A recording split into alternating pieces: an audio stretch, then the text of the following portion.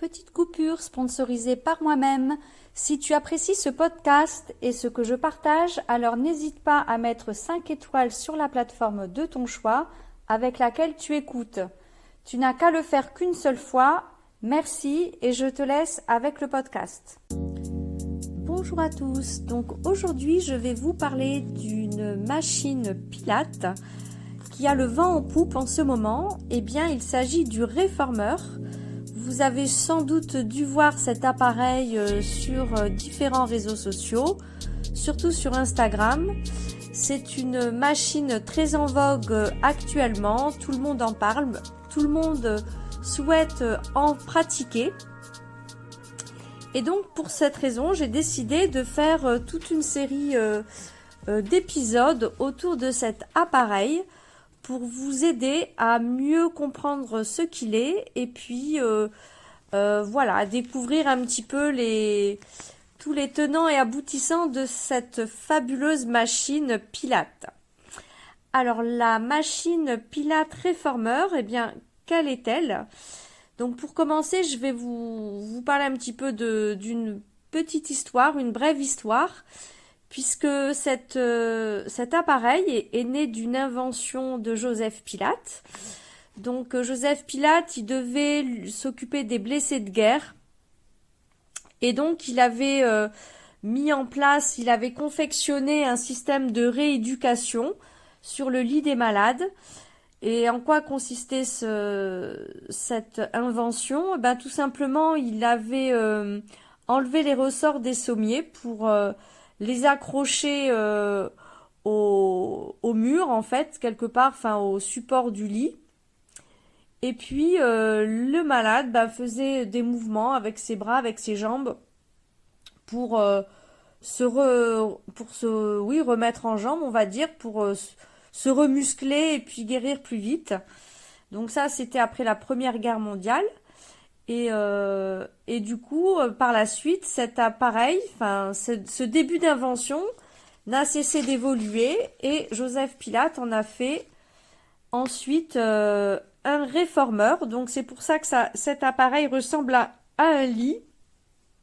Donc vous avez un châssis de la longueur d'un lit sur lequel coulisse un plateau, donc sur des rails, et le long du châssis, sur l'arrière, vous avez un système de poulies qui est relié à des cordes.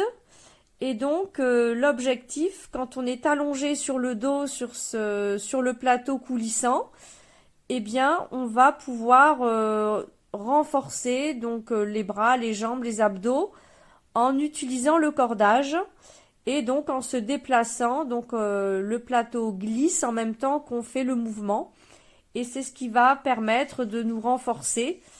Donc le plateau est relié lui à des ressorts. Et c'est ce qui permet donc d'avoir une certaine résistance qui est celle du ressort. Et le muscle, en travaillant, eh bien, il va exercer une force opposée à celle du ressort, ce qui va permettre de se remuscler, de renforcer notre tonicité, tout en activant, on va dire, la souplesse des muscles et des articulations, puisqu'on va travailler dans le sens de la longueur.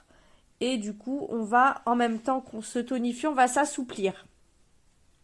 Donc ça, c'est un petit peu la base, la description, on va dire, de l'appareil. Et puis un petit peu d'où il vient.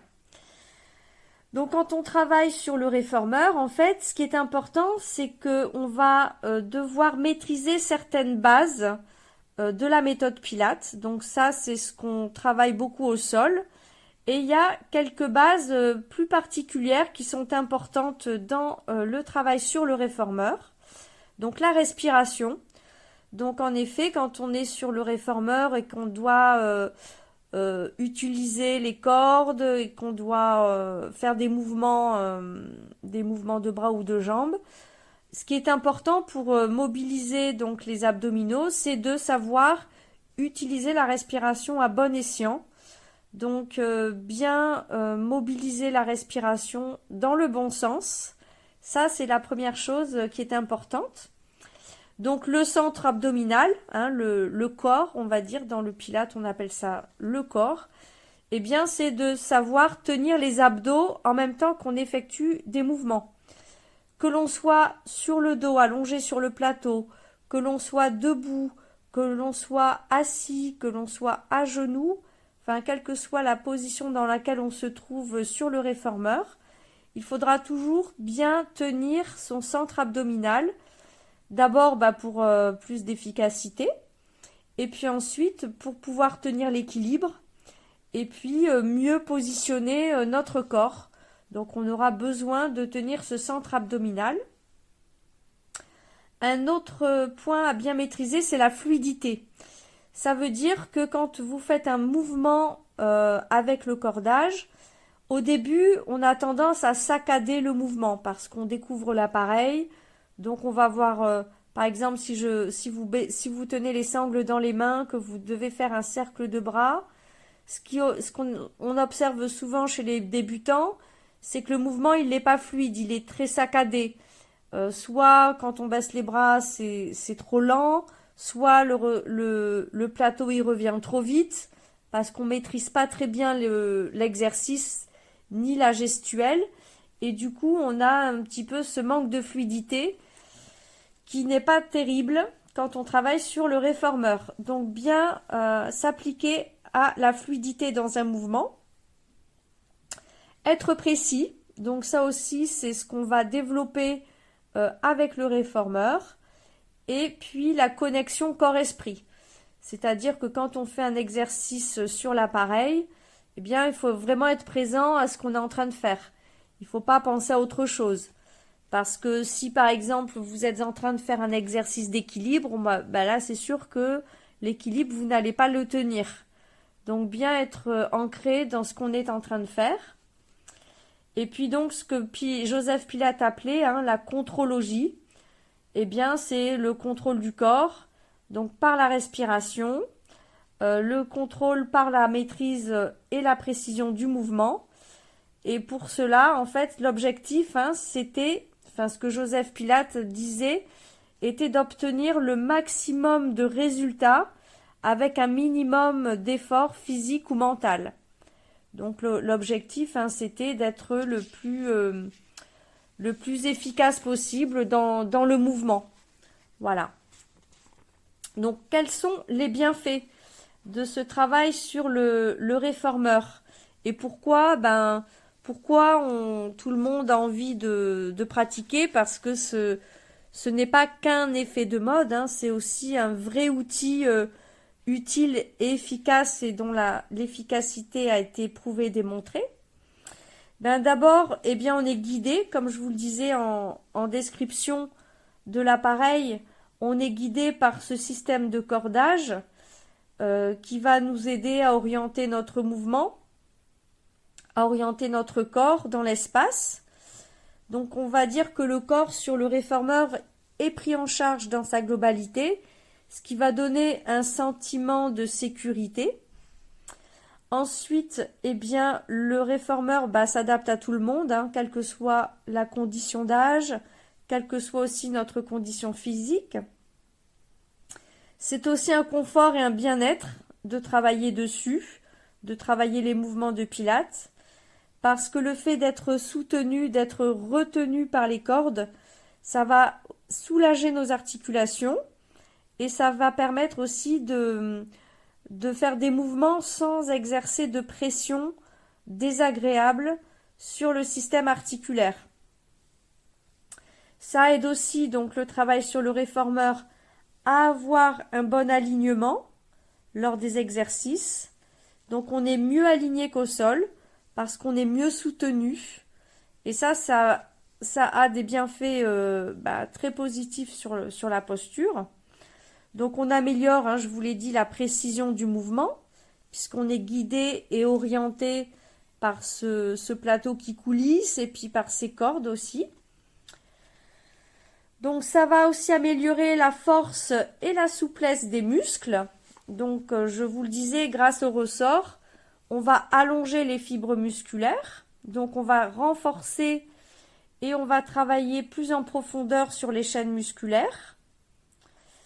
Donc voilà, donc ça c'est un petit peu le principal.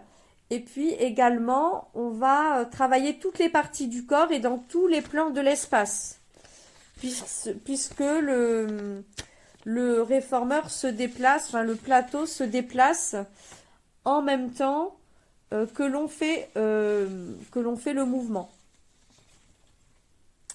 Donc, moi, pour conclure, je vais vous dire moi ce que j'en pense en tant que prof et aussi en tant que pratiquante. Pourquoi j'aime tant utiliser le réformeur? Eh bien, tout simplement parce que le ressenti au niveau musculaire est très, très agréable. On sent qu'on travaille, on ressent la force que le muscle développe et on n'a pas de douleur désagréable. Par exemple, comme quand on fait du renforcement en portant des poids, où on peut mal se placer, on peut sentir des contractures. Donc sur le réformeur, on n'a pas cette sensation-là, mais on a la sensation que le muscle il travaille vraiment. On sent vraiment la profondeur du travail. Ce que j'aime aussi sur le réformeur, c'est la polyvalence du travail corporel. C'est-à-dire qu'on a une grande possibilité de mouvement, autant lorsque l'on fait du renforcement que lorsque l'on fait des étirements. Et enfin, ce qu'on ressent, c'est qu'on progresse. On sent vraiment la progression de nos capacités physiques. Voilà. Donc moi, si vous avez jamais testé encore, je vous invite à le faire. N'hésitez pas à vous orienter vers un studio proche de chez vous. Et puis si vous êtes sur Toulouse, je serai ravie de vous recevoir au studio Vita Naturel.